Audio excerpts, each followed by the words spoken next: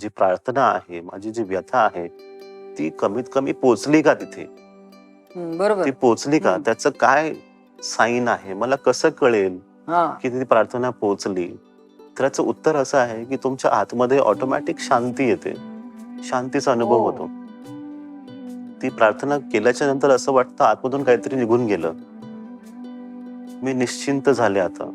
हं. आणि तीच परत प्रार्थना करण्याची गरज तुम्हाला भासत नाही. म्हणजे आज तुम्ही जी प्रार्थना केली, ती पुन्हा मी प्रार्थना करावी, ही इच्छाच राहत नाही. मग दुसऱ्या दिवशी तुम्ही जरी तीच प्रार्थना करायला बसलात, तर तुम्हाला आतमधून वाटेल की नाही मला नाही करायची प्रार्थना. हं. याचं कारण हे की ही प्रार्थना पोहोचली तुमची.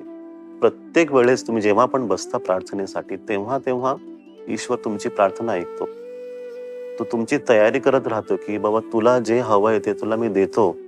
मग त्याच्यासाठी तुमची तयारी त्या प्रार्थनेच्या माध्यमातूनच करून घेणार.